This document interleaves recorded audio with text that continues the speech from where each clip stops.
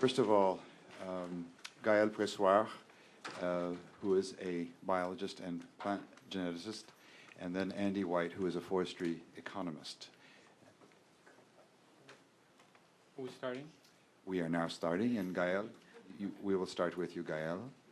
Okay, so I would like first to react to actually both of the last talks that we've seen this afternoon from Mark Portnoy and Mike Bannister.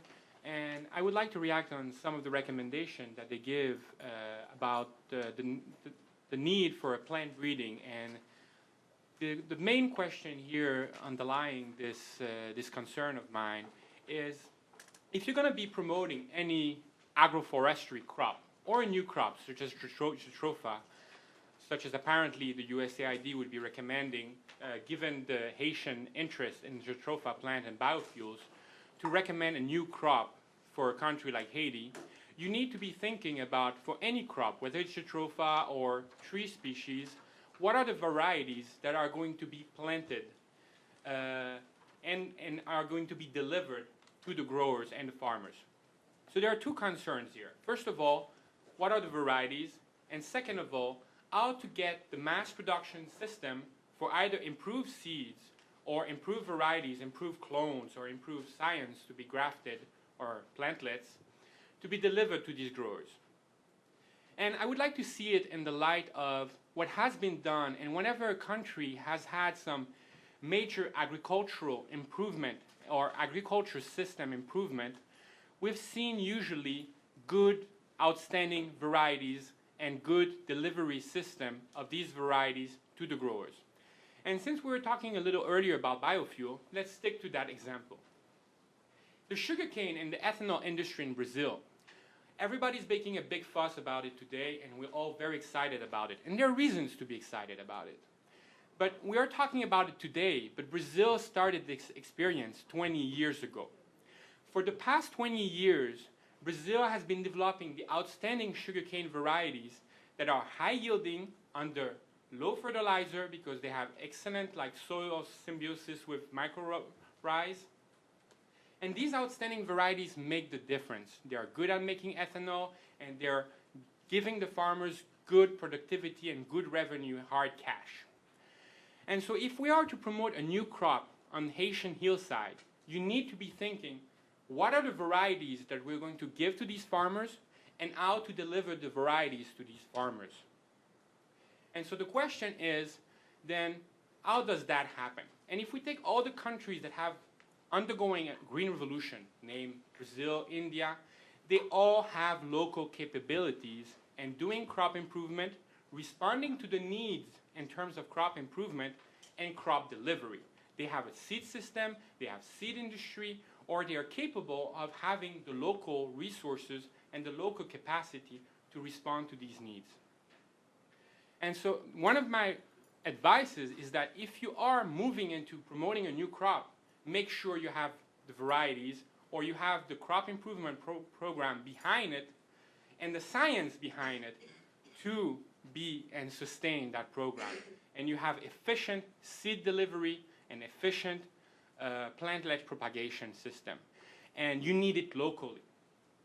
I was talking to presidents of universities in Haiti, and I've been in contact with them for the past years, about local capacity in Haiti.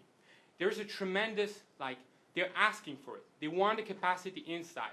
Professors of university and the president of Quisqueya University have been telling me, we get scholarship for university students to go abroad, get a graduate degree. 1 out of 5 is coming back. Only 1 out of 5. That's a huge investment for very little return on investment. So we need variety creation, we need variety delivery. So in order to do that, you need to build a capacity within the country to respond to that kind of need. You need to have a local team, and we could take Jatropha as a pilot study, because you cannot invest in have Haiti. You probably don't have enough money to have Haiti breed and create variety as seed industry for all industry. But if we are to encourage Jatropha as a new crop, you would be able to fund such a program on Jatropha, and then within this program, if it's carried on within the local universities, you would be training grad students to be able to work on the seed technologies, on the seed market, on the propagation technologies, and then answer the needs of other crops, maybe tree improvement. So there could be the need for agroforestry capacity building in Haiti, and being able to respond to the needs such as jatropha crop improvement and variety delivery. Because India is not going to be delivering you seed over and shipping seeds to Haiti. You're going to get the cost too high for the farmers. We need local capacity and delivering these varieties and making the varieties adapted to Haiti. We don't have the same soils as in India. We have limestone, like rocky land. They have deep soils, a lot of volcanic soils. So we have differences, and we need to cultivate these differences, and we need material adapted to Haiti. And that would be one of my main concerns, along with the capacity to be respondent and be able to respond to any needs for new crop. And Mike Bannister was talking to us about a lot of agroforestry. We need the local people to have like good trees, outstanding varieties coming maybe from collaborating with CG system, but you need the capacity within. And to multiply these seeds and giving you improved like wood products and wood trees and having people that know how to multiply these seeds. So it's true for jatropha, it's true for the other crop, but we need this capacity internally. And as a plant breeder and geneticist, I think that would be my basically the response to. Thank you, Gael. And Andy White, forestry economist, some comments? Okay, first of all, I'd like to express my gratitude to Glenn and Julie and the rest of the team for the invitation to be here and to share these comments with you. Indeed, much of what I know, as I've learned from Glenn, as well as Joel and Ronald Toussaint and Michael Bannister, and that is a way for me to deflect all criticism of my comments to these to Glenn and Joel and Michael and others. It's an old Haitian trick, is to deflect responsibility through praising others.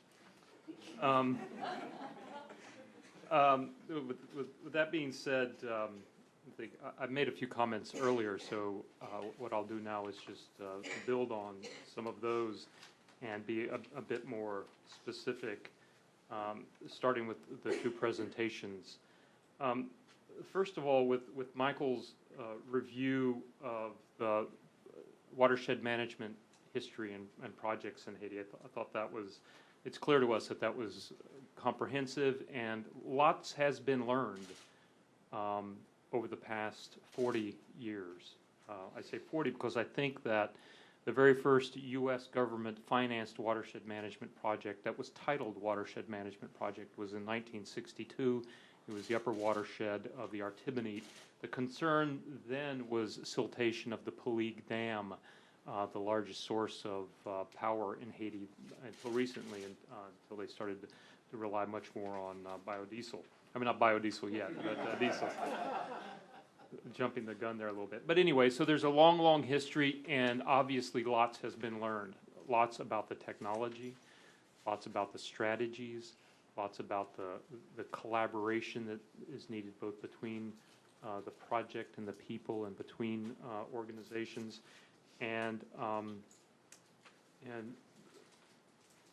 another thing that we've learned, I think, that was clear from his both his comments and the comments this morning, was that those are necessary but not nearly sufficient to attain the goals of landscape level restoration. So in many ways, projects are, of course, the kind of the default mode of AID and most other bilaterals, if not all.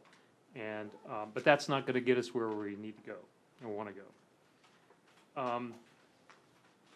Also, I thought it was interesting, Michael mentioned the $2.7 billion if you accept the roughly $1,000 a hectare cost to do the types of watershed level interventions that are often practiced in Haiti.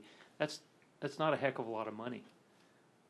It's a heck of a lot of money when you think of aid's current and declining budgets. But if you think of the population of Haiti, you think of the very real, it's no longer a risk, it's a very real probability that within the next 20 years there will be a disaster of, as Glenn said, biblical proportions in Haiti.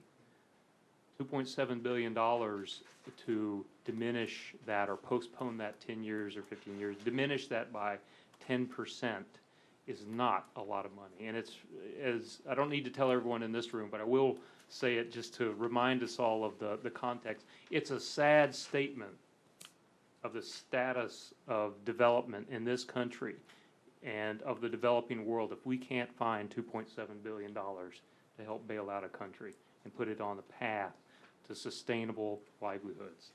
I'm preaching to the converted, so I'll stop there. We know that regardless of what happens with this initiative, there will be projects in Haiti, and AID will continue to finance them. I'm just, again, saying that we've learned a lot, and Michael's presentation reviewed a lot about guidance that should be considered in that next generation of projects. I found Mark's presentation very interesting and somewhat, hopefully, the shape of some things to come. One of the big lessons from this last 40 years of investments by AID and others in watersheds is that, indeed, as Michael said, peasants are market-oriented. The market works in Haiti. It doesn't work for conservation, and it often benefits the elite who are control things to the extent they can. But it even, to some extent, works for the poor. That's how they can get by on lousy soil, hardly any soil at all, and with no education and tremendous constraints. So the market works. So shifting the focus of project-level interventions to kind of making markets work for conservation and for the poor, I think is a valid approach. And again, AID has been doing that over the last few years. I think there's probably much more much more dramatic steps that can be taken. And I think that Mark's final comments regarding the policy recommendations were in that vein. Trying to work with the Haitian government to play with tax policy is a way of making the market work for conservation and making the market work so that it is more pro-poor. And so thinking at that level, I think, would be useful as we go forward. The final comment is, as I said again this morning,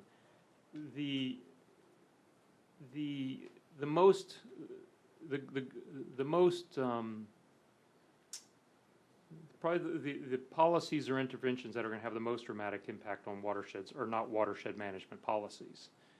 It's governance policies, it's economic development policies, it's trade policies. Those are going to have the most dramatic effect, and those are the types of policies that will shifts that will achieve landscape level changes. So, for example, an investment in stabilizing the country and building up the judicial system is an investment in landscape level restoration. Those always, I think, have to be prioritized. The degraded environment is a function of a lack of progress on those other fronts. And that's evident. As we said this morning, projects do not restore landscapes. If you look through history, you look across the world where there has been landscape level restoration, it has not been via projects. Sure, you can achieve that on micro level. You pour $1,000 per hectare into a watershed, then you can have micro level. And if you do it across the whole country, then you can maybe do that. But it doesn't happen because unfortunately, again, a statement of the sad state of affairs we're in. We're not going to find $2.7 billion to do that across Haiti. And even if we did do that, then there'd still be a heck of a lot of people, and it wouldn't solve things right away. We need economic growth, and that is where I think the vast majority of effort and thinking needs to be placed. And that is where I think that we do have more work to do. Not only we as a team, but we as a community who care about Haiti. We need to be thinking much more broadly about the types of interventions and the types of strategies to achieve the landscape long-term livelihood beneficial impacts that we're seeking. And I do think that this invitation from the Hill is very unusual, and we should take full opportunity, full advantage of it. Those guys play with a lot of levers. They play with trade policy.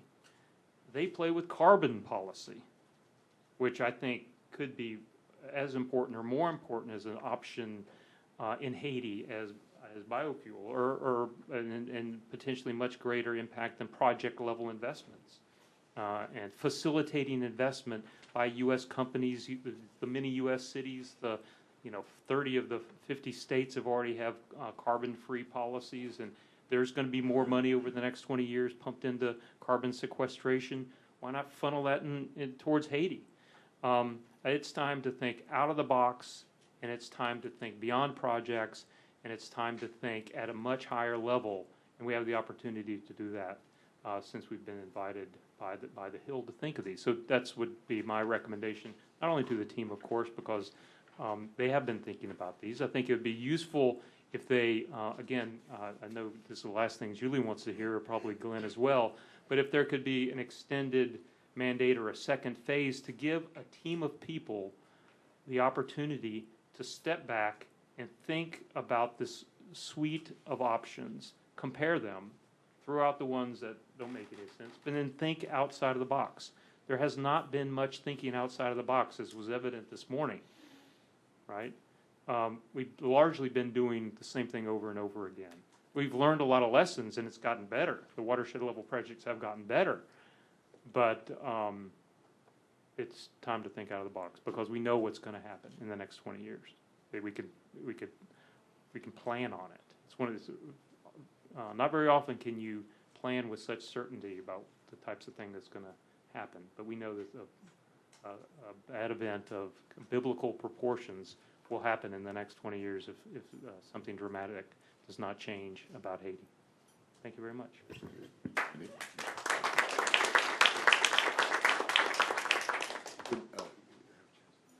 I'd like to open it up to discussion questions. Okay, first here. My name is. Wait till you get my name is Johanna Mendelson Foreman, and I've worked on Haiti for many, many years as well. And I'd like to pick up on something that you've said, and I apologize that I wasn't here for the full biofuels presentation. But something that I don't hear in any of this conversation is the fact that Haiti shares an island with the Dominican Republic, and that the Dominican Republic is scared to death because they're sitting on the edge of a failed state. And Haiti and Dominican Republic environmentally is in not as desperate a state, but is going quickly down a very slippery slope, not comparable to Haiti, but certainly with its own problems, with its dependency on fossil fuels, its potential for biofuels creation, and its lack of regulatory framework. And I don't see any discussion about why one wouldn't approach this as an island initiative, because the UN approaches this in many ways as an island initiative, though they haven't done a lot either. But also because the fact is one side can't survive without the other, and one side is being dragged down.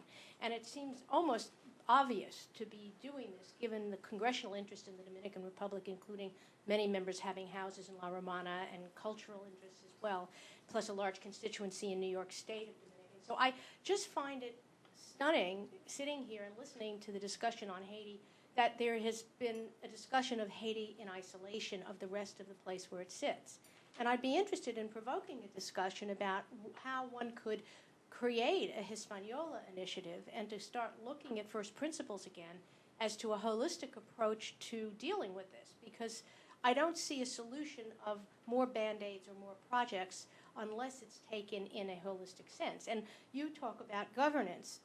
Haiti is, for the most part, categorized as a failing state, despite the fact that it has a elected government, and I really feel that the window for this elected government is going to be very limited. They're going to have about a year of grace period, and then it's going to go back. And one does not know whether those peacekeepers are going to stay there again and come back. But having watched this cycle, I can't imagine that the other biblical proportion will be the UN will be back there in another decade.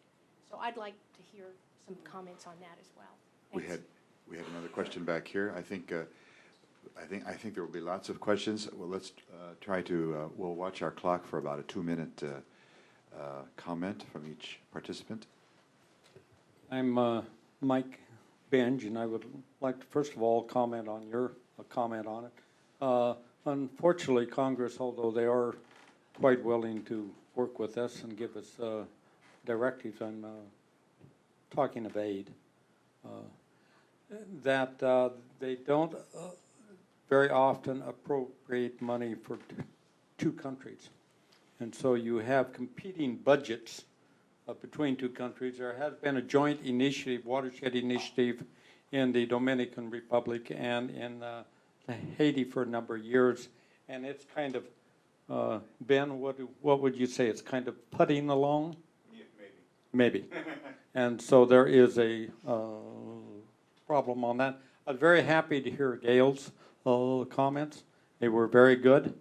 Anyone who is interested in Jatropha and wants to jump in it now, don't ask me for money because you'll go bankrupt on it without having some good, both biological and economic research in it. The economics that are there is a lot of it is phony, based on non-scientific data. And so anyone who's really pushing this off, I think it's doing a disservice. Mike Bannister mentioned the need to do tree research improvement. And I want to say if we put a little money into that 20 years ago, we'd be a whole lot better off now, wouldn't we, Mike? We did, but we stopped. We did, but I'll tell you what, that was hard getting that one going. And Joel is the one, I think, run that program there, and a very, very good one at that. The comment I do want to make is everyone has a misconception that trees control erosion. They do not. If you're looking for erosion control in Haiti, trees only as part of a system do they control erosion. A perennial, because you don't disturb the soil nearly as much around it, perhaps in that way contributes to controlling erosion, but only after it's large, grows up, has a good root system down, and other plants in conjunction of it, they begin to control erosion. I wish you people would quit using this. They talk about Jatropha controlling erosion. I'm sorry, Jatropha in any type of a monoculture, and they're not all the time talking about monocultures, but when they do this, they say it's a good erosion control plant. It's not a very good erosion control plant any more than any other tree planted in that type of a system. Again, trees do not control erosion. Jatropha does not control very much erosion either. And with that comment I had, well, we're approaching a minute there. I'll ask him afterwards on it. Thank you. Thank you, Mike. Simone? Hi, Simone Levetz for the Energy Team at USAID. I just want to respond to Mark's presentation and react to that. I was down in Haiti in February last year, and I'm familiar with the enthusiasm for biodiesel down there. I'm more familiar with the use of biodiesel in small generators in villages, and I was intrigued by your suggestion about using it in EDH's generators. I didn't know if you'd actually talked to EDH about that. I think they're a very dire financial situation, and I wouldn't totally count on them for full payment on time. They also, there's a number of small generators, private generators, which EDH uses to generate electricity, and I don't know what the reaction of those private companies would be to using the biodiesel in those generators. In terms of economics, I would echo some of Mike's sentiments. It is, the economics are marginal sometimes, particularly where you have marginal yields. You had shown in your presentation that some of the economics would depend on the sale of the seed cakes, and I was wondering if you had any ideas in terms of who would be purchasing the seed cakes, particularly given that the jatropha seed cakes are toxic as animal food and would be used more as fertilizer. And then lastly, I would just say that going back to the whole premise of this workshop, which is environmental vulnerability, I would hate to see us get completely distracted from meeting the household energy needs rather than, so instead of focusing on the biodiesel side, which is really just going to displace some of the diesel use, but instead focus on what the household energy needs are. Right now they're really focused on firewood, charcoal. There were some interesting results that were spoken about earlier about the charcoal woodlots that have been put in place and seem to have shown some promise. So just again, looking also at the indoor air quality issues, the effects that that's had on household health, and not to get too carried away with the local enthusiasm for biodiesel. Okay. A request from one of our discussants for a response. Yes, because I would like to address just what you did mention about the market for the seed cake. And actually, this is one of the things that plant breeding could actually solve, because we know of provenance of jatropha where the seed is non-toxic. And the jatropha curcas plant, the seed toxicity and the plant stem and leaves toxicity are totally unrelated. These are different genes and they're different systems. So you could address the seed toxicity and make actually jatropha seeds a very efficient meal cake that would be good for livestock and fish. But there is work required in developing the high oil, low toxicity, or even no toxicity seeds. But this is something that can be addressed by plant breeding. And so that goes again in the same way, is that just promoting jatropha as a silver bullet is not enough. There is not work required. There is research required. We need to develop the varieties for it. Jatropha is almost currently an undomesticated plant, and it's almost economically interesting in some countries where, like India, where they have very low cost of productions. So if we are to improve the yields, oil yields, making the seed non-toxic by creating new improved varieties, you could also have a system that is not just oil and biodiesel, but is also like seed cake and for livestock, and there's a new market then for the product of it. And as for stove and etc., I don't know if Mark Partner could add something about the potential use of the oil.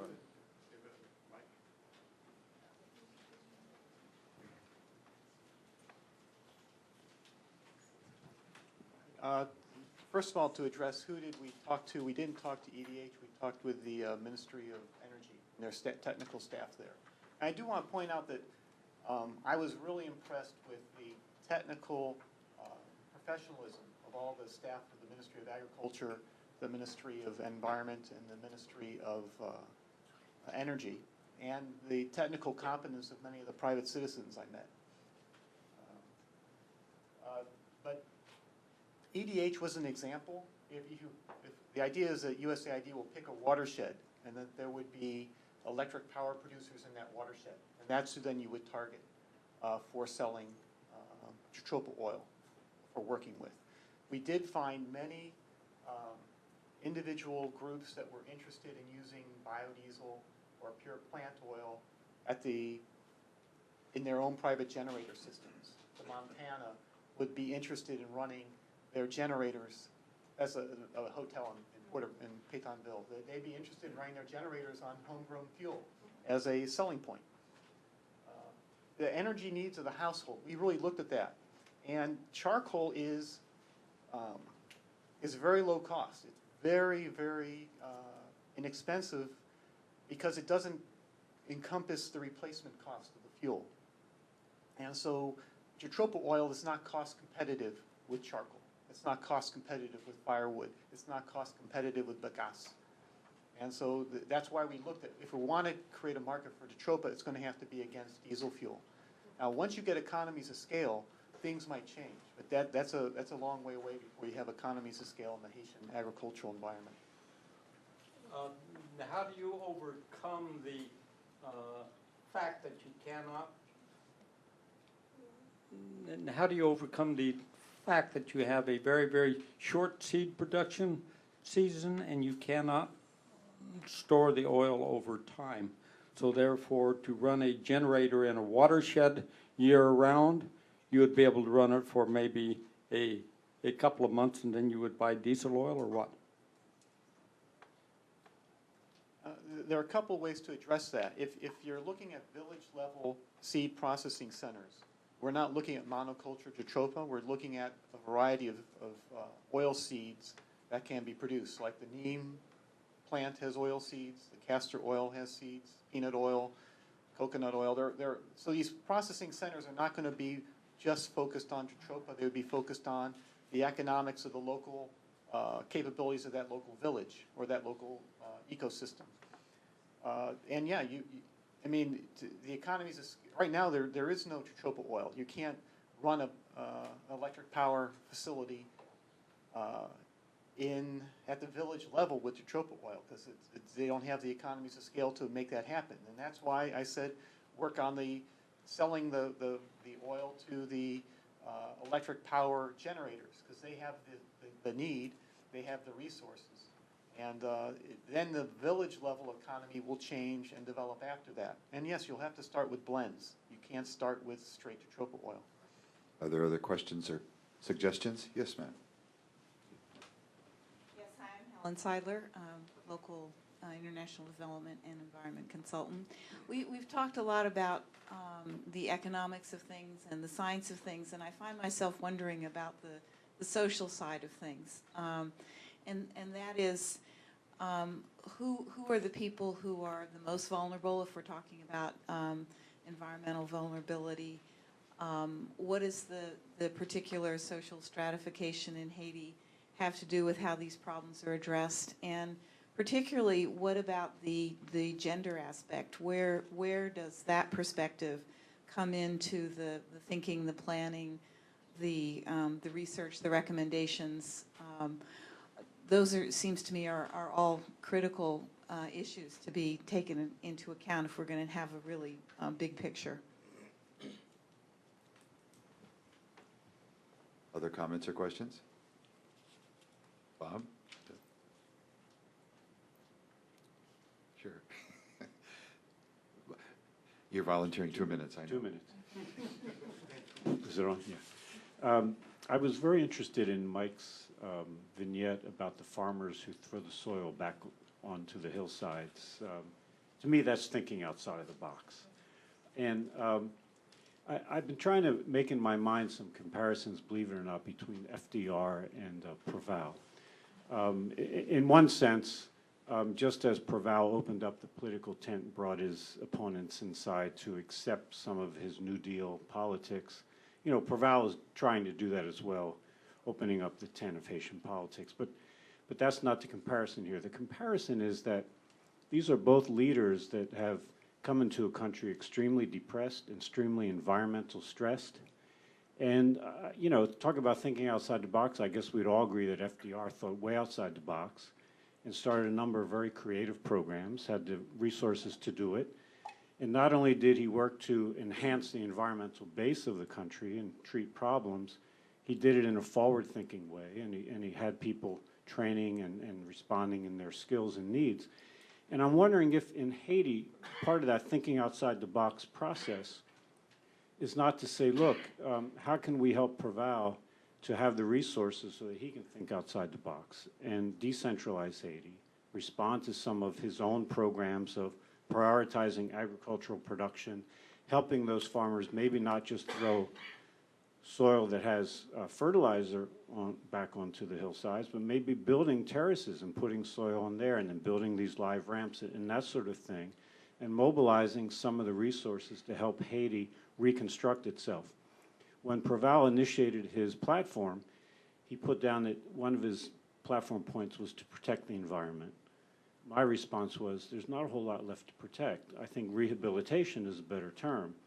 And that idea was thrown in the mix and was accepted as a point of debate.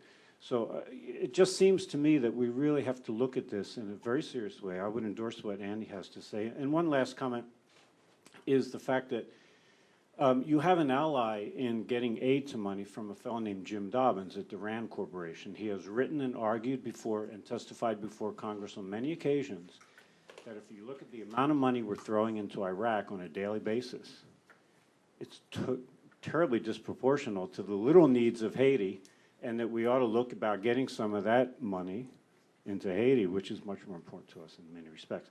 One last question, and this is to Mark. I've been hearing a lot about Mr. Proval's initiative toward ethanol and his technical agreements with the Brazilians, saying that he would allocate the Darbone sugar mill as the key enterprise or the key infrastructural aspect for that project.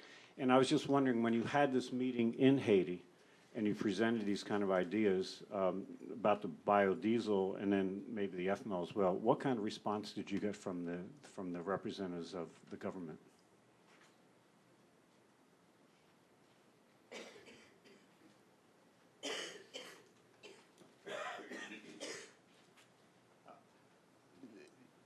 The representatives, everybody met with enthusiasm, just great enthusiasm for biofuels, almost too enthusiastic. I mean, many times I had to feel like I had to play the devil's advocate to bring a reality check,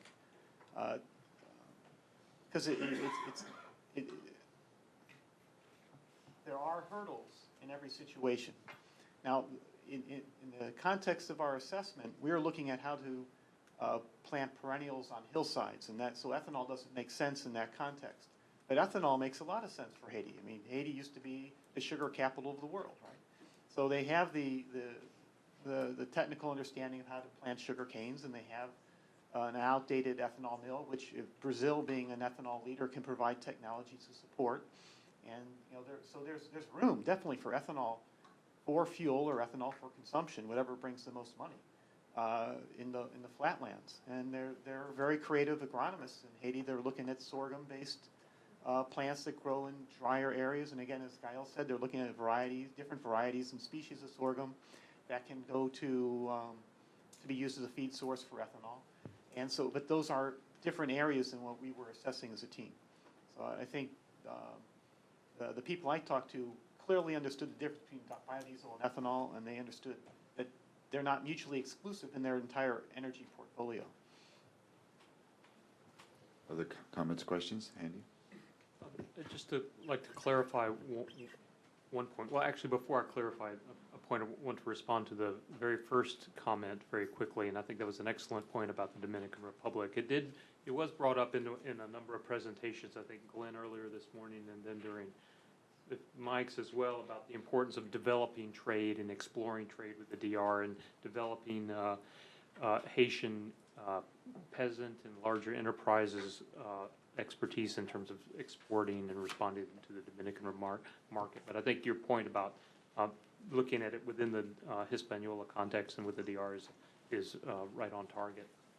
Can I now respond very quickly regarding a comment Mark just made, and that is sugarcane is a very anti-erosive thing. It's one of the best. And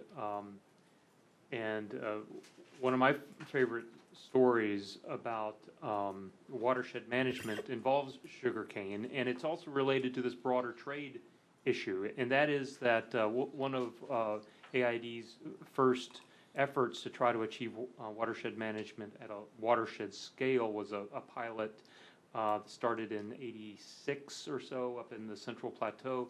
I don't know, Toussaint was involved in this. Stop. What's that? Stop. Yeah, it was stopped. I was involved in that. Not the stopping, but we spent a lot of time trying to figure out what types of systems worked, what types of hedgerows worked, and all this. And then we learned that one of the crops that the peasants planted in that area sometime prior was sugarcane, but they stopped planting it because of an anthracnose fungus that's starting to wipe out the sugarcane. So that was the reason why there was lots of erosions, because people had to suddenly switch to growing corn and knowing these steep slopes. So not knowing the history, we started working on all these linear conservation structures. But we did respond to their request for helping develop varieties, sugarcane varieties that were resistant to this anthracnose. Well, if you go back to this area now, there's sugarcane all over the place. And so erosion is much less of a problem. It was probably the most, by far the best investment of the whole project. Probably had much more dramatic effects. This $5,000 or $10,000 investment in plant breeding and selection was worth far more than I think $1 million we spent over about 4 years. But that, again, is a type of thinking that I think that is very instructive. Letting the market, figuring out what needs to be done about the market to allow perennials and soil erosive protection type things work. This also relates to the international trade. The U.S., of course, heavily subsidizes its sugar industry. Haitian sugar cannot compete on the market. So the sugar you buy in downtown Port-au-Prince, it comes from subsidized cleared lands from the Everglades. And the global market price is 2 or 3 times, don't quote me there, but far greater than because of these subsidies. Haiti could grow much more sugar if it was allowed to compete. And Haitian peasants and watersheds would benefit tremendously. So that's the type of thing that I think should not be overlooked. Thank you, Andy. Yes. This isn't, just listening over the last few hours, I realize there's a group that's known each other for a long time and that have worked together and have this whole history of working together around Haiti, and especially on... No, since this group that, that Caroline is talking about preceded your involvement, that you might have a perspective on it. I don't know if, in terms of other assessments. Well, I can't reach this. Okay, as someone who really hasn't been working in Haiti for a long time, and as someone who's new to this group, I guess I would say 2 things about it. What's interesting about the combination in this group is that this is a group of people who, how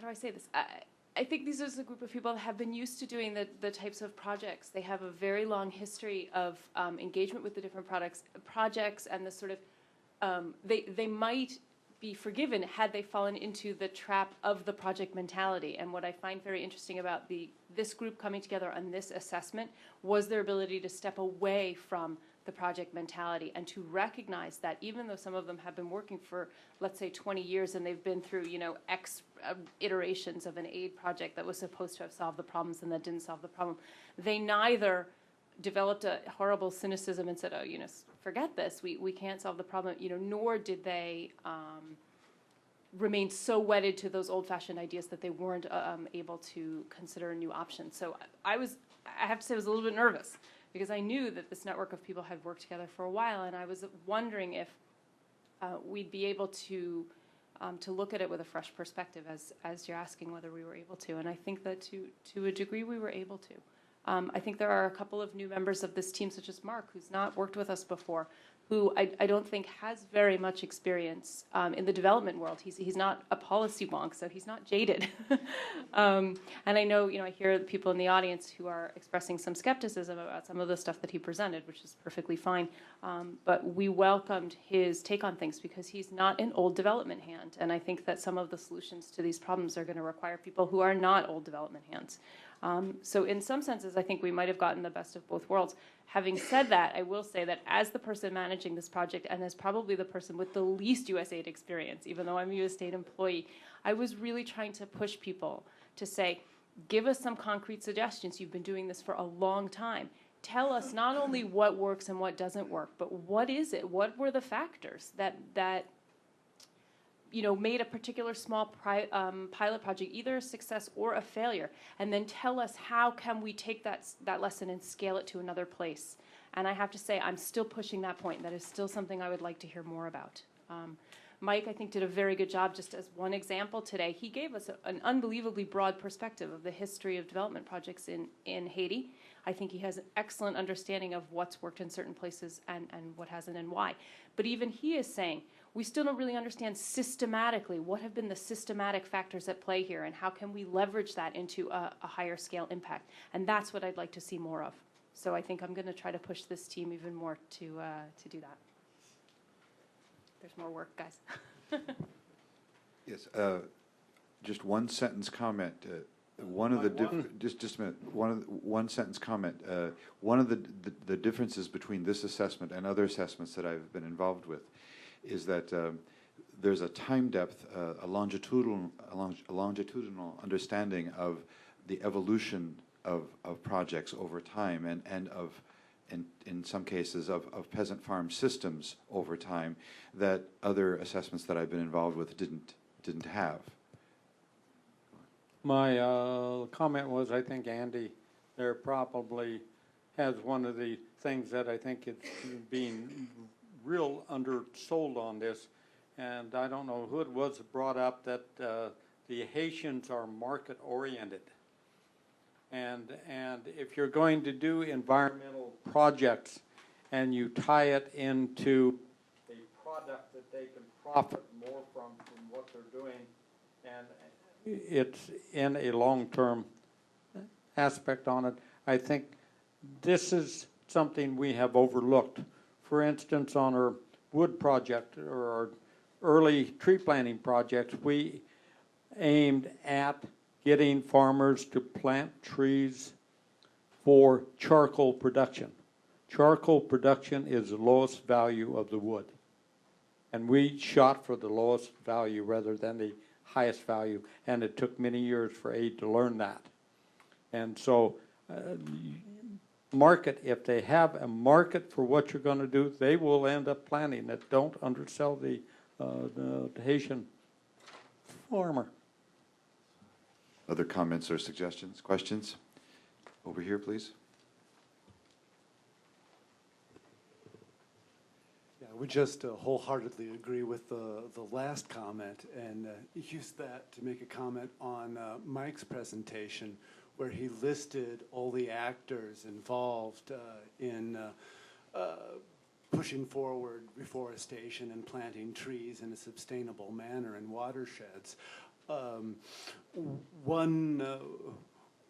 I'd like to suggest one actor that was left out of that, which is the private sector and exporters in particular, because putting in place any sort of sustainable market-oriented system that encourages investment in trees is going to require a linkage to the larger private sector, and in particular the exporters. I know that particularly the Annam, the mango exporters, and I'm sure the cacao exporters as well, at least would be interested in supporting plantations going towards orchards in various watersheds. They may have a different prioritization based on their views about where product is best and where the costs of getting the product to export are located. But I'm sure there's grounds for collaboration and closer planning and even joint co-managed plantation projects. Thank you. Other comments, questions, suggestions?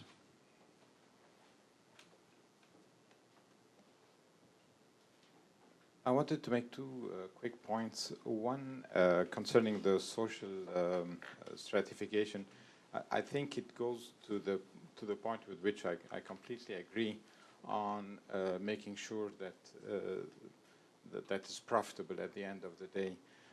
In studying the household survey that came out in 2003 in Haiti, what we ended up finding is that as far as families that are landholders, more than 50% have control over land that is 1 hectare, just 1 hectare or less. This is more than 50% of families, a bit more. And our own rough assessment, and based on data that we could see, is that for the medium and long term, this is not profitable. I mean, you basically, whatever you're going to do as far as agriculture is probably not going, maybe it will maintain you at a certain subsistence level, but you're not going to be able to make profit. And so this is about 50% of families in rural areas. And my impression is that I would completely agree with you. It's very important to put this in whatever final recommendations are going to come up anyone is going to come up with. And certainly, this brings me to my second point. I think some of what Andy is suggesting that I would also completely agree with. He put it as thinking outside the box. My impression is that basically it's defining all of the parameters in which this particular aspect of vulnerability to environmental issues are basically playing. I don't think it's a second initiative or a follow-up.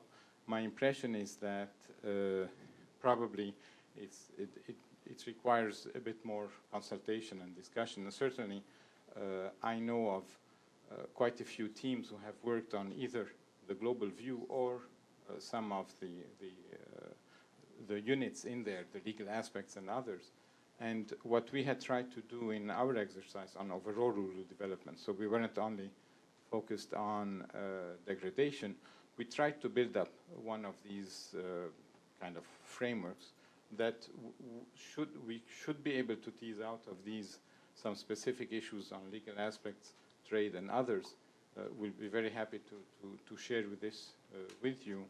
And my impression is a bit similar to what Bob had going at one point. It would be good if some of us who feel that there is a group there that used to be meeting constantly, now that there is a renewed effort of collaboration and more sustained assistance to Haiti, one very specific suggestion would be with very limited resources to just continue kind of an informal network with very solid grounding with some of our partners within Haiti to continue on that specific theme of natural resource management with those who are more present on a daily basis in Haiti, maybe acting as a coordinator, because it seems to me that it's from a lot of this iterative process that maybe some of this new thinking can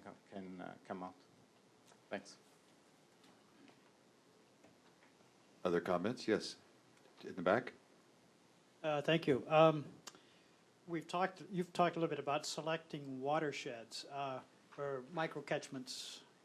I guess I would just provoke a little bit of thought and suggest that instead of thinking in terms of the biophysical partner, think in terms of selecting partners. Because in the end, you're going to be working with farmers and farmers groups. We've all seen situations where, in targeted watershed programs, where essentially the farmers have held hostage to projects because of there wasn't really negotiation before they were selected. It was essentially people focused on the biophysical without focusing on the people with whom you're going to be working. So again, a recommendation to discuss would be, instead of talking about microcatchments, talk about the partners with whom you're going to be working. Thank you. Thank you. Other comments, questions?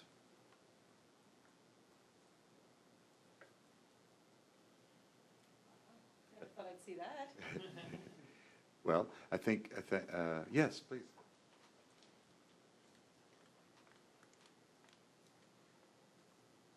Thank you. One of the things that kind of surprised me, I missed this morning, I'm sorry about that, but at least in the afternoon presentation, one of the things that surprised me is that this has been a very apolitical presentation. And Haiti is one of the most partisan, probably one of the most partisan places in the world. No matter which administration, what the administration or what the president, who the president may be, those who disagree with that person think everything in the country is wrong. When Aristide was forced out, the people who were forcing him out started attacking government buildings everywhere. It didn't matter what the government building did. It didn't matter whether the government building was staffed by people who he appointed. If it was a government building, they attacked it. And I'm interested to know, since you took a kind of a long-term view of development, how much the projects that you were looking at were really affected by the national politics of Haiti.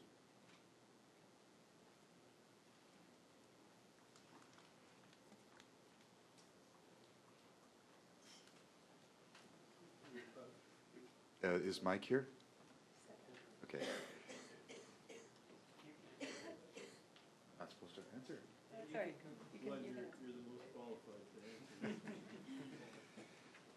I would say that the range of projects that we looked at included projects with a range of orientation. Some of them producer groups, user groups. Some of them were organized along the lines of groupement, small groups. There is a long-standing type of organization in Haiti that is composed, in rural Haiti, that's composed of small farmers who work together on a regular basis and also do other kinds of activities related to their livelihoods, or to soil conservation, or perhaps to pre-cooperative kinds of endeavors where they invest money together.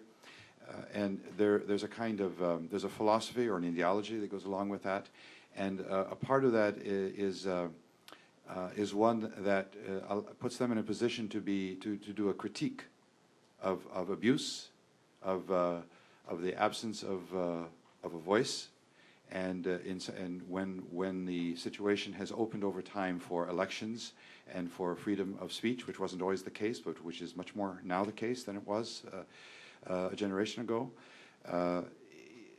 they would think about candidates and about issues that they wanted to promote with candidates. In other words, many of the groups that we have talked about, or our speakers have talked about, our point of reference on it has been what they did in a way from a technical point of view, or an agronomic point of view, or a marketing point of view. We have not discussed that issue, you're quite right. At the same time, some of those groups have had have thought very much about those kinds of issues. And it relates to a theme that has come up several times in the comments about social and economic justice, or about gender issues and rights. There is a long-standing history that goes back to colonial times in Haiti of acute stratification socially and differences economically that have translated into polarization and political conflict. And we see that certainly in recent political history, current political history. Throughout Haitian history, we have seen that as a theme. Peasant groups and other small neighborhood organizations, sometimes in urban areas as well, but the greater history on organizational arrangements of that sort are in rural Haiti. And those have played a role in those organizations' lives in varying degrees. Some of them were apolitical, or kept a very low profile in any sort of political activity. Others were not partisan, but would come together with a degree of solidarity when there was abuse, sometimes by a local official or a local representative of law and order, army, or other such authority. I think that our analysis has not focused on that, but governance is unavoidable. The issue of governance and of self-control, or local control over what is going on, what needs to go on, defining problems, coming together. Governance in terms of user groups, for example, if you're talking about intervening in mangroves, and mangroves are an extremely under extreme pressure, and no donor, no government agency in Haiti, no private agency for the most part is working with mangroves. And yet, if we're talking about flood control, it's extremely important to flood control in coastal areas. We have spoken, for example, with people who live live from the mangroves, either because they were fisher people, or operated salt evaporation ponds to create rock salt, which is the primary source of salt in Haiti that everyone uses, or of course they're harvested for pole wood and for firewood, in some cases for charcoal. And as we had a dialogue about this, it became clear that there was a need in that community that people were expressing for governance. They expressed a desire to take control over that resource, but it's hard to do that because it is one of the tragedy of the commons kinds of situations. And I think that in terms of natural resource management, and it's all about livelihood in the end for local people, governance becomes an important part of the picture if you're doing interventions in watershed. It's absolutely unavoidable. And there are traditions in Haiti of groups that are able to do that, that have shown some capability for doing that. The most impressive tradition of that sort, although there's some variation in it, are groups that have based themselves on traditional forms of groups that we might refer to as indigenous groups. The indigenous group of reference in this case would be a labor exchange group, not a work party, but a labor exchange group in which a group of people work together on a regular basis, and the labor of the group is rotated, the access to that labor around the group from one day to another. Over a period of days, it comes back to you. And those groups have, in some cases, been very effective at doing other kinds of activities besides the labor arrangement. The labor arrangement is an indigenous group. If we look at it from a social science point of view, where there are development efforts and efforts to use those groups for local governance or for joint investments or pre-cooperative activities, then it's a kind of hybridized group. There are other kinds of community organization activities that you could call induced groups. They're created by outside agents, and those that function best are where you link new roles onto old patterns where people share equally in the benefit and share equally in the risk. Now, these patterns and traditions, the social organizational side of it, the community organization side of it, we haven't discussed today, but they're part and parcel of any successful project that is going to work at the grassroots with people to solve any of these problems or to respond to them. Take maybe one more. When you're talking about the politics of Haiti, you must also look at the politics of the U.S. And traditionally, mangoes was an integral part of the Haitians' farming system. And they had mangoes, and they grew mangoes, and they derived a lot of the nutrition, especially for the kids, out of the mangoes also. And then the U.S. came along, and we had a program to kill off all the pigs, because the Haitian pigs were their bank. They were an actual piggy bank. That's a poor pun, but that's exactly what it was. If they had a fete or a wedding or a death, or the kid had to go to school, they could always rely on selling the pig and having a little cash money to do whatever they had to do. The U.S., because of fear of the swine flu, imposed upon the Haiti. They tried to do it in the DR, but the DR wasn't as cooperative as Haiti was, and we killed off all the Haitian pigs. And as a result of this devalued the mango tree, which was part of the ecosystem and part of their whole system, nutrition and all. And so they had traditionally, besides eating the mangoes and selling a few mangoes on the market until the market got flooded with them, they marketed the mangoes through their pigs. When we killed off their pigs, and when I say we did, we hired people to go out. We had Haitian veterinarians who refused to go out with these Blancs and kill off their pigs, and these Blancs were saying, hey, these Haitians are lazy, they won't do nothing, they won't go out to kill off the pig. No Haitian in their right mind would go out to a Haitian peasant and say, I'm going to kill your pig. But anyway, they did kill off the pigs. There was the market system of the mangoes was partially through the pigs. So when that pig went out, they cut down the mango trees because they had less value and more value as wood. And so we have to look at U.S. politics, of course, with their money and change every year in politics or every 4 years. We had 5-year projects. Now we got 3-year projects. And it takes a year for a project to gear up, and it takes a year for it to wind down. So you got about 1.5 at best running years for a project. You look at the politics, you have to look at the outside people on the politics. And the last thing on your Dominican Haitian thing, in spite of the embargo that we levied on them, when we levied the embargo, the trees began to get chopped down again onto it. But the neem tree, which had a value being exported from Haiti through the Dominican Republic to the Germans, did not get cut down as much during that period as the other trees did, because they had a higher market value that was being marketed to the Dominican Republic.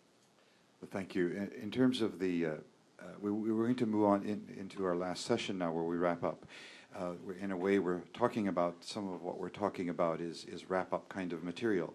But there is something that was presented today as one of the models that is current, and I would say an innovation. And it's a rather remarkable innovation. If you look at Haiti as a highly class stratified system, social system, and has always been that way, you find in which the rural peasantry was a group apart in many respects from both urbanized populations and from more privileged classes within that.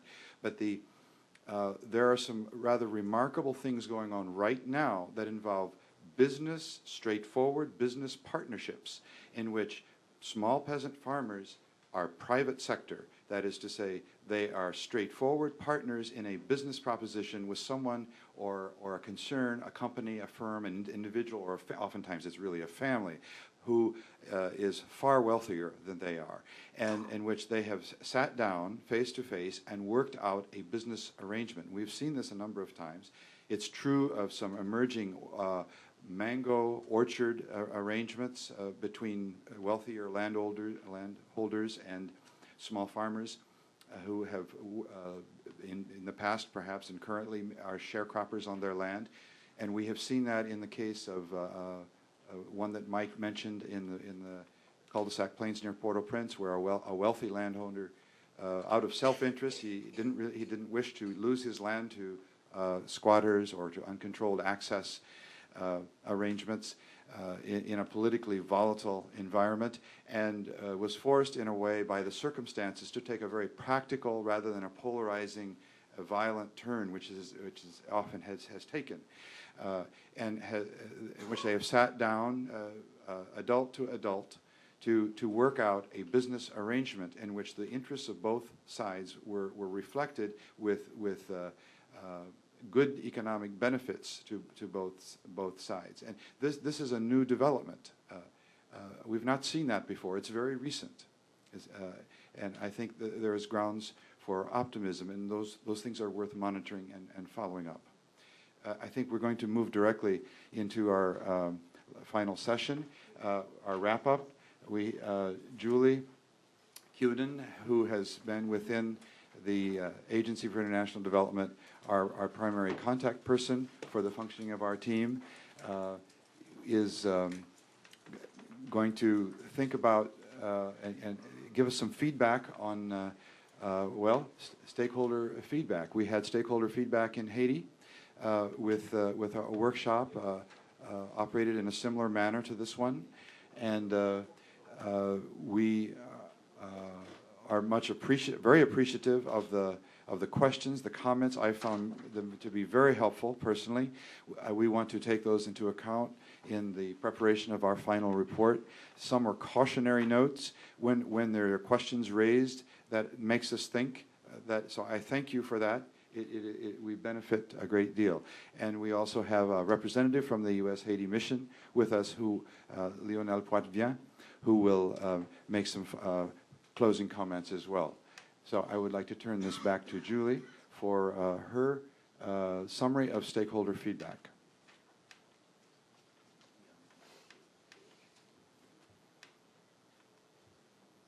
And while they're discussing No, we're something important, okay. I need my microphone, don't I? I've played this role a couple of times in symposia before, where I've been asked to sort of wrap up the feedback, and it's one of these things where you're frantically scratching down notes while other people are talking. So if you noticed me frantically scribbling while Andy and Gael were talking, I was actually trying to gather my thoughts. But what I did was I've been taking notes all along. As I said in my opening remarks in this session, the main reason why we held this workshop was to continue to be consultative in the process of this assessment. And we, as Glenn has just said, we take very seriously the feedback that we're receiving from people. The assessment report is not written, and we have every intention of thinking about the questions that you've posed, taking into consideration the real skepticisms that you all have raised, and the doubts and the suggestions for alternative directions in which to travel. So what I'd like to do right now is to just sort of digest what I've heard today, and to just make sure that you can see that we've heard you, and that we intend to really think about these things. And then I'll try, if I have not run out of either steam or time at the end, to just give you a little bit from my perspective, having managed this assessment of where I think we're going to go from here. And then I will turn it over to my colleagues. So we've heard quite a bit of skepticism about the reliance upon the national government in Haiti for any kind of substantive change. Or we've been counseled by some people in this audience to not wait until national policies are developed before we act. At the same time, we heard, I think, quite a bit of optimism about the window of opportunity that's now open to us with a new government that does seem to be committed, that certainly has a lot of interest in agronomy, interest in the environment and natural resource management. And so I think there will be a question of balance. I think certainly we have our eyes open. And as people in this room have pointed out, in the past, USAID has not always worked directly with the government. That was both an official policy and I think sometimes just the reality on the ground. So I think we are not naive about what the capacity of the government is right now. At the same time, I think that we're realizing that the history of the project interventions in Haiti, and I think what was called the Republic of NGOs by one of our esteemed colleagues here today, I think maybe we're coming to the realization that that we can't continue that model in perpetuity, that at some point there must be the taking on of responsibility of the national government, and that is the responsibility of donors such as ourselves to support that process. And so I think that we've heard the skepticism. I think that we will be combining, you know, it's easy. I get to say, well, we'll do everything, right? Of course, we'll continue to work with our NGO partners and do the types of projects I think we've done in the past, but I do think that we'll be attempting to support the government as it tries to take on some responsibility for these problems. I think the recommendation to work with municipal governments and to follow on some of the very successful models of working with local and community-based organizations is an excellent suggestion. I think that many other donors, we heard specific reference to the Gates Foundation. USAID obviously has some experience with this in the past, but certainly beyond Haiti and in other parts of the world, decentralization, working with local governments as resource management responsible parties seems to be worldwide a very successful model, and I certainly think that that is a path that we'll be considering. The problem that we face, of course, is that we've been given a mandate to try to achieve a national scale impact, and imagine the magnitude of effort that would be taken if we only tried to attempt that while working with local community groups and grassroots groups. I think it would not be possible. And so, again, there's this question of balance. We're trying to achieve a national level impact. We will have to work with some national scale organizations. But obviously, to the extent that we can scale up whatever we've learned from community groups, we will try to do so. We received some questions from a lot of people who have been engaged really in on-the-ground projects like the HAP project and its predecessors about what we mean by land use planning and whether we intend to support coercive measures to either remove people from areas where there's some consensus that they, quote, do not belong. I'm putting words in your mouth. I know that's not exactly what you said. Or, whether there's going to be some sort of regulatory emphasis in what we do. and I'm starting to sound like a broken record in my head because I'm about to say, well, there's a balance to be kept here.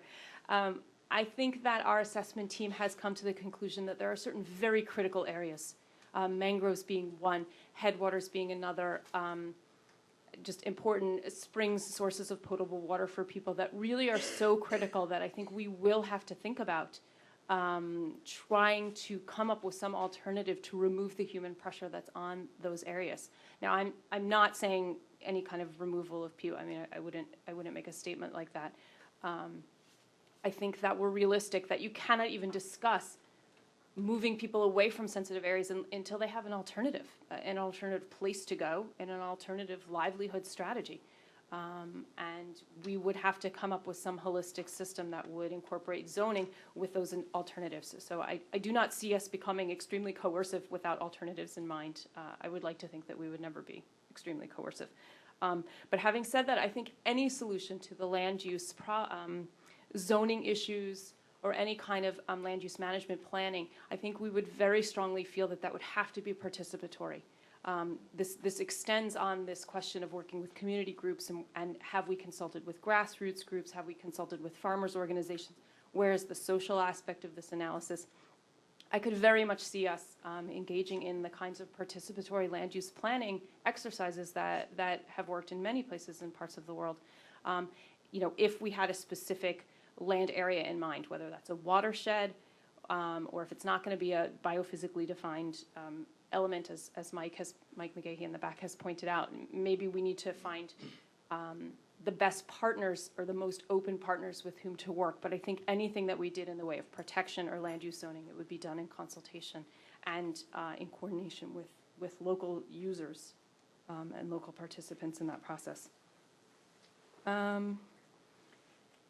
Going down on my notes, one other thing about that is coercive is a very strong word, but we did hear some discussion of the importance of the government fulfilling its role as both service provider and enforcer of regulations. At some point, a functioning government has to do both. And we talked a lot about the service provision, but my colleague Ronald put quite a lot of emphasis on cultivating the ability of the government to actually not only have proper policies, but also to enforce them. So I think that at some point down the road, regulatory enforcement will have to be a part of what we're looking at. We were reminded by a couple of people in the audience that trees alone don't prevent floods, and trees alone are not the solution to Haiti's hydrological problems, and monocrops of any kind don't solve erosion problems. I don't think any of us think that, and I don't think any of us actually said that. But the point is taken as a reminder that there is quite a lot of research that shows that forests are not flood preventers. As we all know, what is needed is a functioning ecological system that can serve its purpose as a natural buffer. And I think that that was really the point that Ronald was trying to drive home, is that any of these systems alone, whether it's a single intervention like we think planting trees will help, or whether it's the early warning systems that we discussed earlier in the day, those things alone will not work. I think the goal has to be the restoration of functioning natural biological, ecological systems that can then serve their proper buffering roles. So if you got the impression that we thought that planting trees or planting any single species would solve these problems, that was definitely not our intention. And that's not our understanding of the problem. We also heard a reminder that if that's not a good justification for protection, there are certainly many other ways that we could justify engaging in some sort of either natural heritage restoration or forest protection. And we heard a little bit about the importance of Haiti's biodiversity, the fact that it's a really high hotspot for endemism in both the plant and animal world, but mostly in the plant world these days.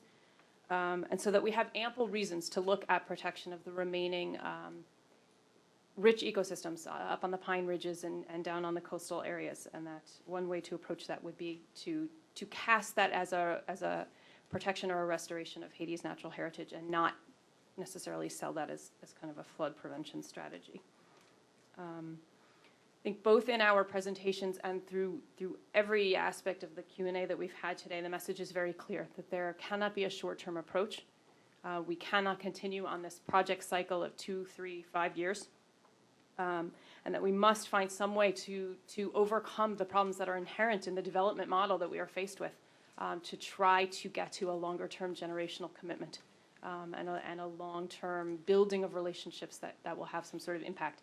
And I don't say that lightly, because this is not a problem that any one of us can fix. I mean, we cannot just make USAID be an agency that doesn't get appropriated every year. And obviously this is not just a problem for USAID. I mean, the responsibility to address Haiti's issues is not USAID's responsibility. I mean, this is the world's responsibility. We have other donors in the room. We have other branches of the US government here in the room. Obviously, there are other governments who have just made commitments at the Donors Conference. This is a problem inherent in the development model, and I think we're going to have to think very creatively about how to get beyond these just inherent limitations of the way that development is done in our society. I think the big message, probably, if I had to say there was one message out of this workshop, and it came from both our presenters as well as our audience, is that the primary solution is economic growth. The primary solution are finding alternatives for people's livelihoods in the secondary cities and other employment outside of agriculture in the rural areas. I think that's what Andy is talking about when he's talking about looking outside the box. We've learned a lot about lessons from agroforestry and other natural resource management interventions, but the fact remains that those alone will not solve the problem. And so to me, there has to be this two-pronged approach. We still need to treat Haiti's watersheds. We still need to treat the slopes. And I think that we are now equipped with a lot of tools to figure out which lessons have worked, or which interventions have worked in which places, and what is it about those that have worked, and how can we apply them to other areas. Because we still need to do that, but that is not the solution. The solution is to look at this larger scale problem of economic growth and the lack of livelihood alternatives for rural people and for people out who might otherwise move to other cities aside from Port-au-Prince if they had some other options. And we discussed, at least briefly, the fact that there are other levers that can be pulled other than the kind of project levers that we're talking about mostly today, and that we need to find ways to encourage the Congress and other people who have the ability to do that to try to intervene. However, I'll say that I'm not completely optimistic about that. I mean, the WTO talks have just collapsed again.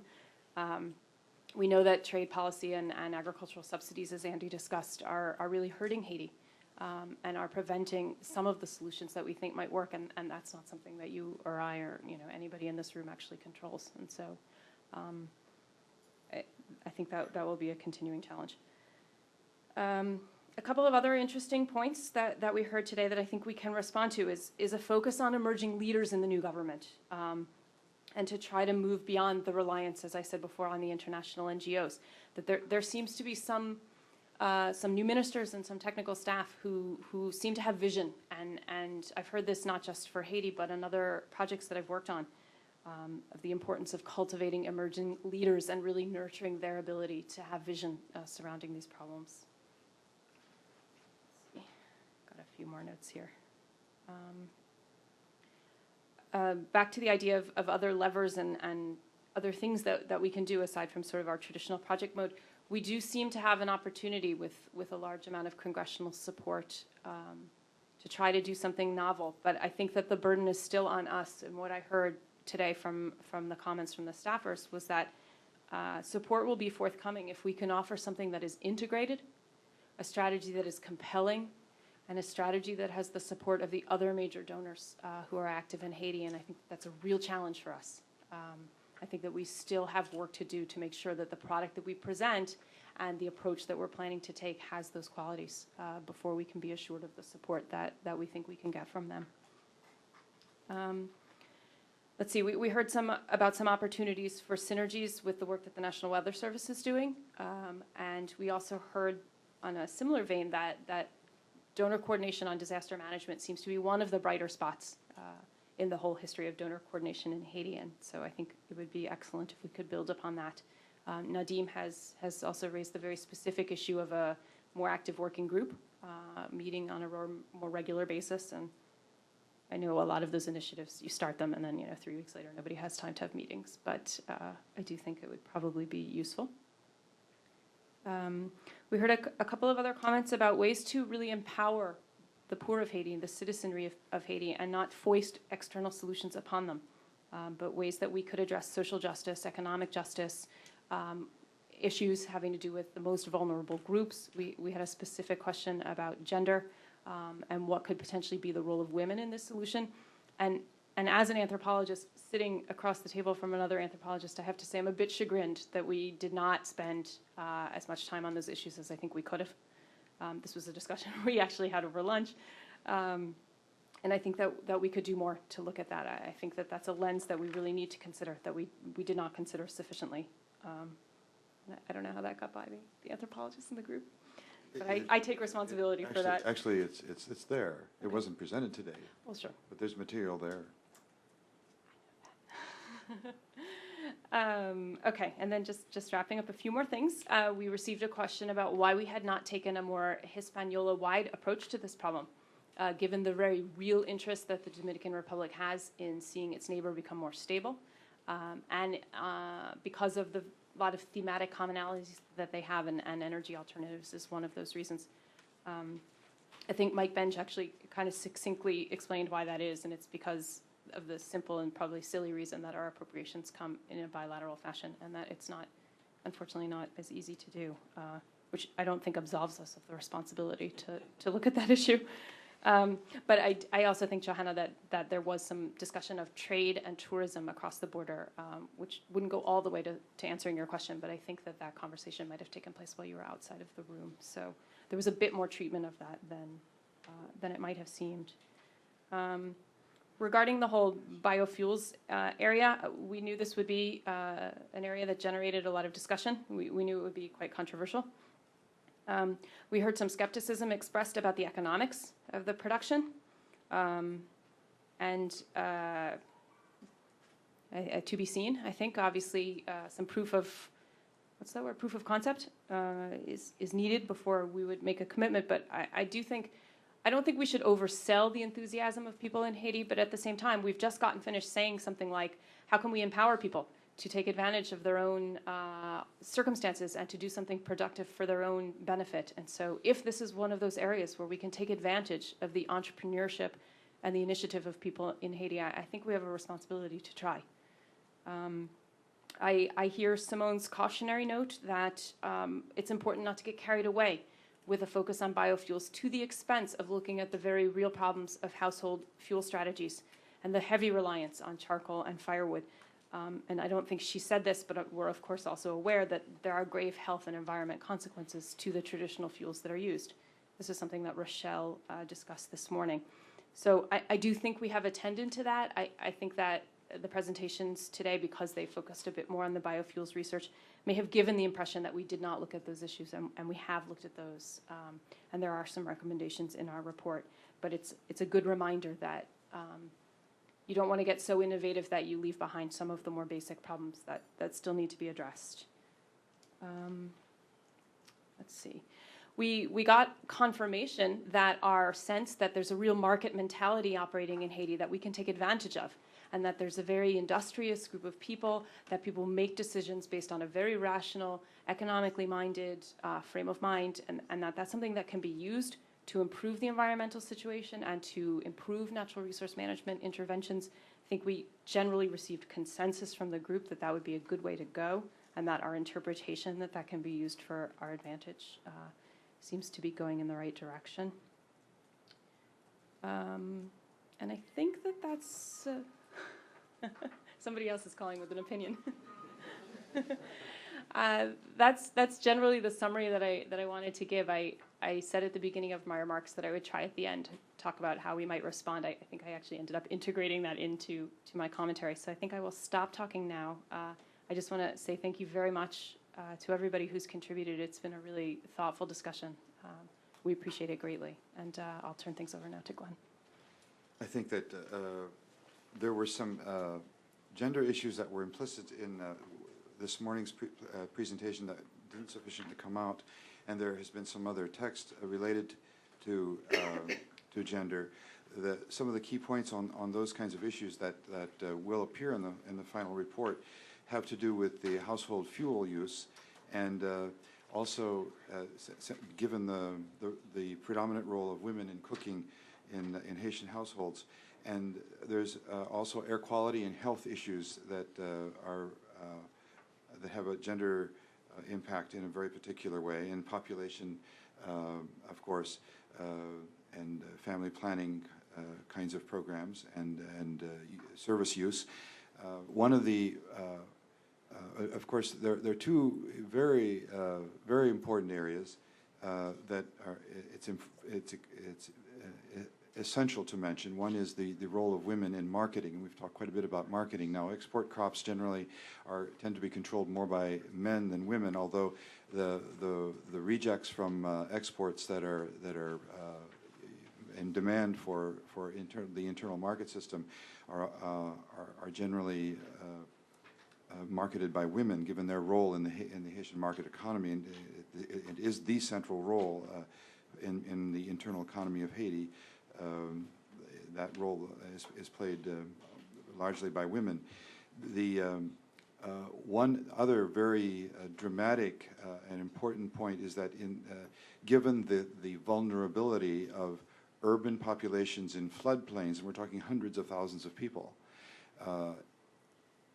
50% of urban households are female-headed households. This is an extremely important vulnerability element that we would be remiss in not mentioning. The other very important role in varying degrees, depending on the circumstances, has to do with grassroots organizations and the role in women in certain of those grassroots organizations, sometimes a more significant role than others. In terms of, as we look forward to the future, immediately for our team to pull together our report, and this is a report in process. We have texts, we have draft texts. The workshop consultations and feedback as a follow-up on our field work and document review is all a part of that process of preparing our report. So that today, even as we speak and interact, is a part of that process. But the culmination of it is to make proposals that have to do with a strategy for mitigating natural disaster in Haiti's watersheds, a strategy to propose to the USAID Haiti mission, so as we have emerging elements from that strategy, it seems very clear that the strategy has to be very long-term in scope. It privileges the reduction of vulnerability to the loss of human life, but also livelihood, which means productive infrastructure, which means the productive base for people's lives. And the other extremely important issue, and it's of course come out several times, it's one of the themes, is that watershed planning and interventions alone will not result in landscape level changes. At the same time, it's extremely important to do it, and do it on better and on a wider scale than what we've done. But it must be, if we want to have anything approaching a landscape level shift in Haiti, we must have economic growth and economic equity, a greater participation of the majority of Haitians in better economic ventures, better opportunities for livelihood and for jobs, for small businesses. Therefore, we need to deal with macroeconomic issues. We need to deal with major changes in the Haitian economy. And I think that to the extent that the United States can play a role in that, there are some levers that can be pushed. They have to do certainly with trade policy. We could explore the possible benefit of carbon credits, carbon sequestration as areas that would allow us to move closer to landscape level changes. But it's all, again, about economic growth and greater participation in the more equitable participation in the economy. Certainly, we have to think of this as a change over a period of a generation, a 20-year time frame. There have, in fact, been cases of continuity of action in Haiti that have had positive effects, and it's only now that we begin to see some of those effects in ways that we had not entirely anticipated. For example, the presence, as Mike Bannister made a point earlier today, under several different names, a continuity of work with small farmers related to agroforestry and agricultural work on slopes. through the Pan American Development Foundation, CARE, and some other similar activities that had a long term involvement with their client populations, their partners in local communities. And there have been some very positive impacts of that. It's absolutely unarguable. We see the necessity as we look at a strategy, an important element. That strategy must take into account the work and investments of other donors and a better level of interdonor consultation and collaboration. Taking another look at the partnership with the Haitian government, the points of entree. We know that there are several points of entree that we can take seriously. And bilateral missions in Haiti, including AID, have for roughly a generation been very reluctant to engage directly with the Haitian government for a whole variety of reasons, some of which might have had to do with domestic U.S. politics, but a great deal had to do with the nature of the political system in Haiti and its the problems of succession to power, which have been extremely destructive, and the problems of inequity. It seems that we can't be everywhere and do all things and be all things to all people as we look at watersheds in all places. And so we must prioritize. We prioritize where the vulnerability is and according to which kind of parameter that we're privileging, whether it's population, risk to infrastructure, soil erosion risks. We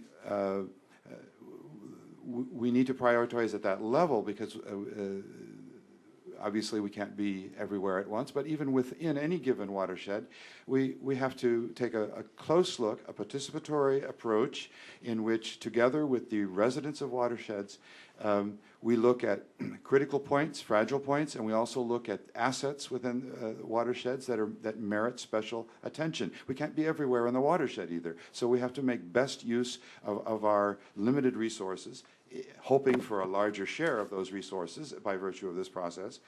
And we come away from our assessment being profoundly impressed and depressed, but in objective terms, the level of vulnerability of urban populations living in floodplains, almost entirely very poor people. This is an extremely difficult situation, one with the potential for extremely severe consequences in terms of disaster and loss of life. And as we look at watersheds, we must get out of the idea of looking at rural areas as an isolated sector. It is from the ridge to the reef, and as we look at the cities of Haiti, the coastal cities are linked to watersheds. Many of them have a funnel kind of effect, and as we saw in Gonaïves, in which the waters gather under certain unusual meteorological conditions for very serious disasters, but in which there is also what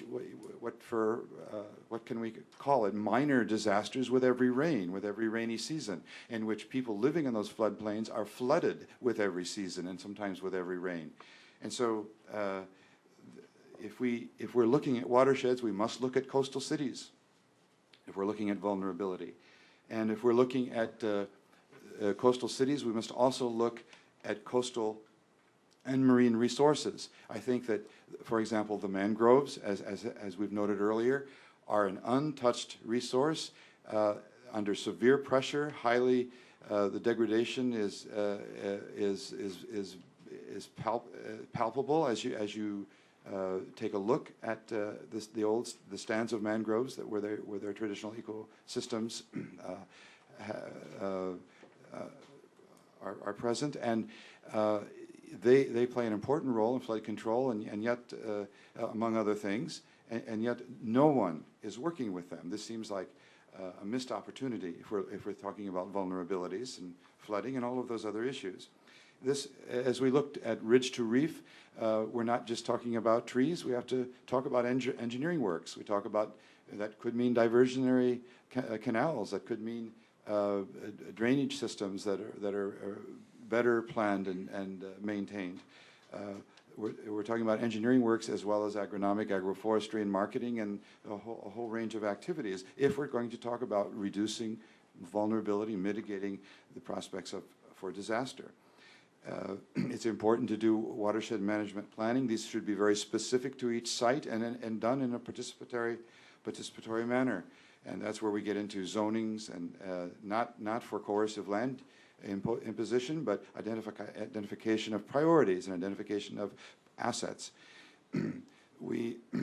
So we identify assets as well as high-risk sites. We develop local grassroots management plans within that for specific sites, together with the residents of those areas whose interests are and opportunities are directly either at risk or who stand to gain.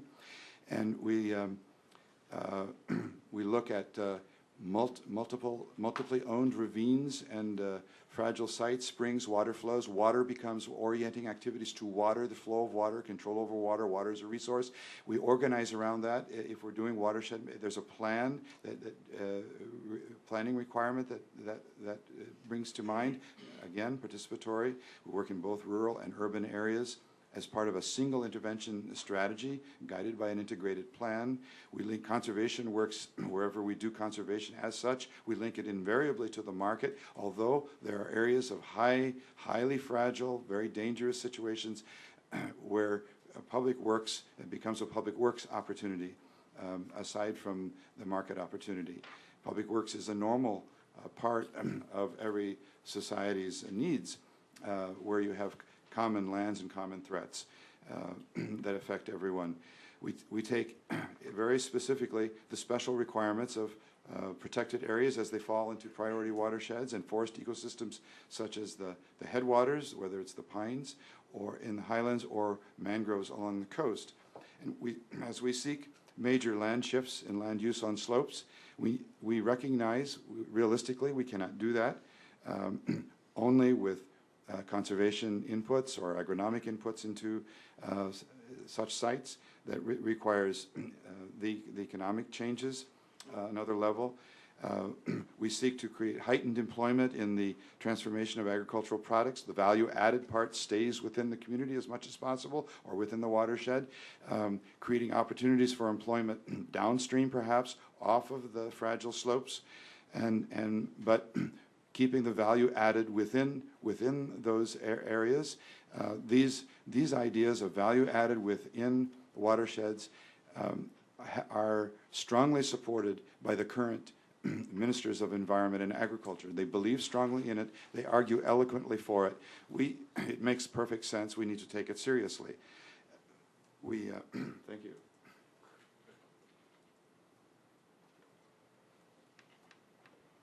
So we use water management as a focus of special interest. We must not forget energy. We look at the energy sector as it affects watersheds and affects the broader energy needs and requirements. We have looked at we have experience with charcoal and wood fuel. Haiti is 70% self-sufficient in energy because of the use of charcoal and fuel wood. There are new winds afloat, new market opportunities.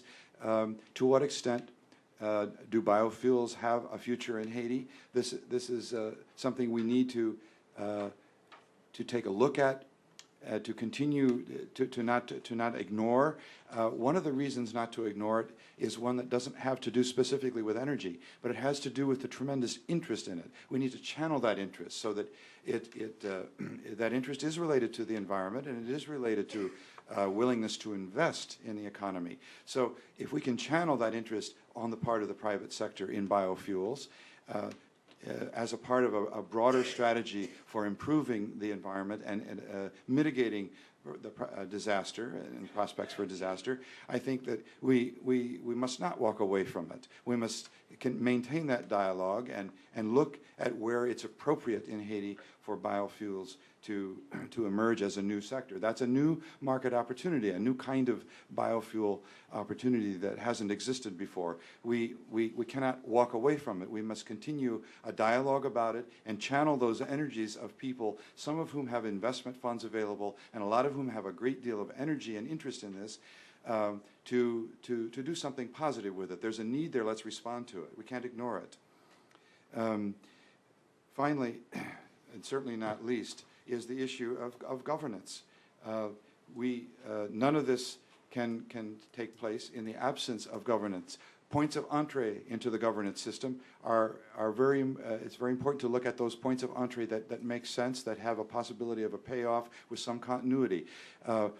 There's proven success at coming in at the grassroots, where people are directly related to those resources and issues that affect their lives.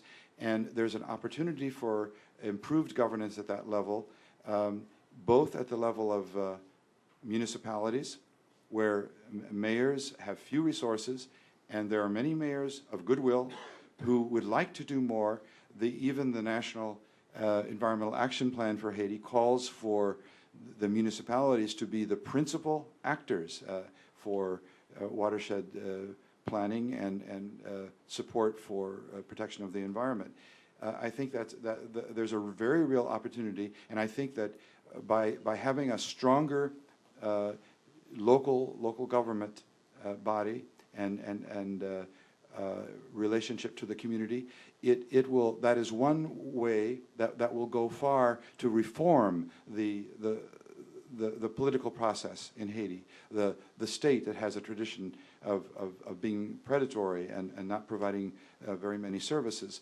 And with violent problems of succession to power, I think that everyone recognizes, including the members on our team who have looked at this, that the state needs to be reformed. Well, how do you do that?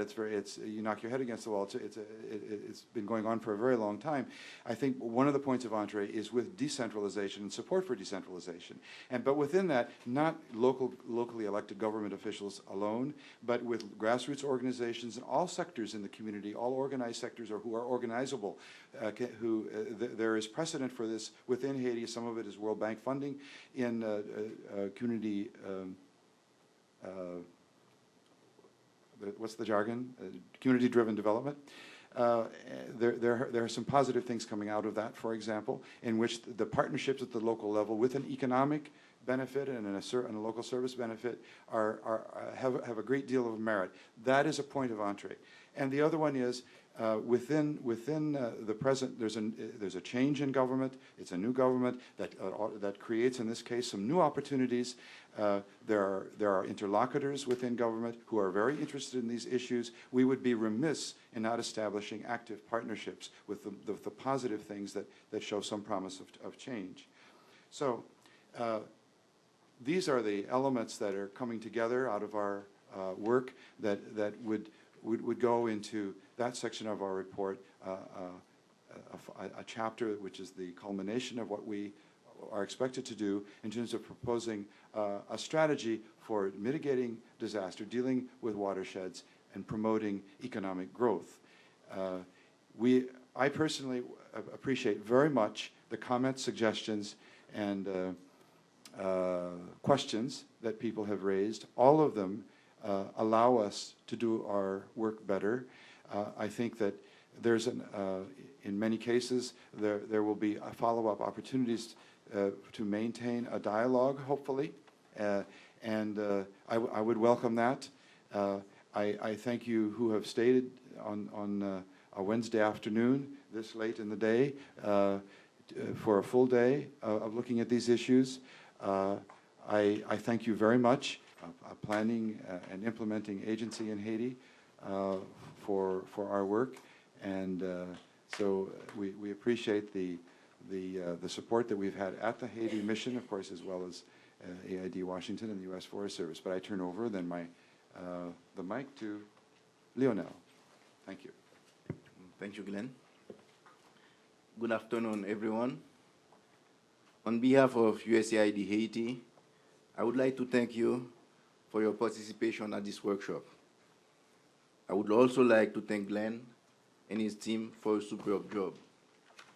Let's not forget our colleague, Julie, who from Washington gave us all the support that we needed. There is no doubt that the discussions we had today will enrich this assessment, and these findings will help design USAID interventions in natural resources that will reduce environmental vulnerability in Haiti. I will not repeat what was said during the presentations this morning, but I must say that those of you who had seen on TV or on the internet images of Fonverette and Gonaive after the 2004 floods know exactly what the environmental situation in Haiti is all about. In certain areas, even 4 or 5 inches of rain is too much for our river system and downstream population to bear. It is clear that environmental concerns impact every aspect of Haitian life and are a key element of recovery. At USAID Haiti, we have had success with our current activities implemented by our partners. Agricultural marketing with sustainable commodities such as coffee, mango, and cocoa has provided us with tools to build incentives, and our experience with Gonaive and other sites gives us expertise in infrastructure repair and the importance of community planning and organizing.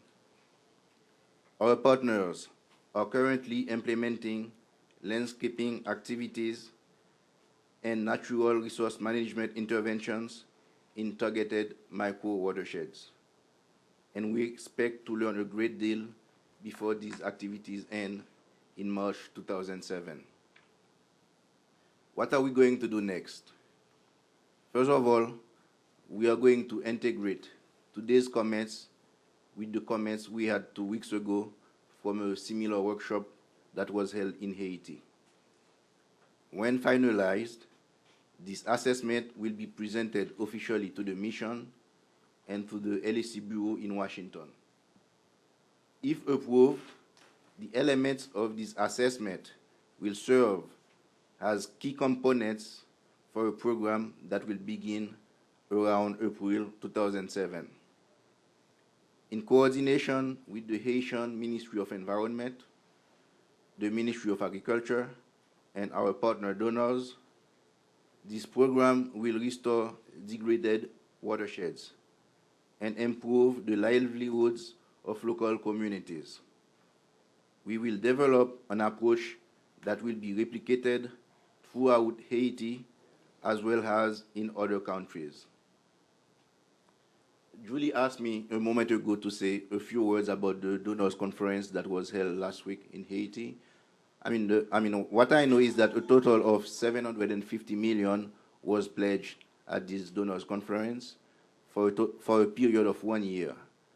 And I believe that the government of Haiti is quite satisfied with that because this goes beyond what they were expecting. And the donor community as well is quite pleased with the way this conference was put together. So the next step is we are going to wait for the disbursement of these funds, which is going to be a big challenge because, as you know, what we talk about now is the absorptive capacity of the Haitian government. So we are going to see where that takes us. But a follow-up conference will be held, I believe, in November so that they can make the point about where they are in terms of money disbursement. Again, we thank you for your active participation, and we look forward to sharing with you the findings and analysis. Thank you.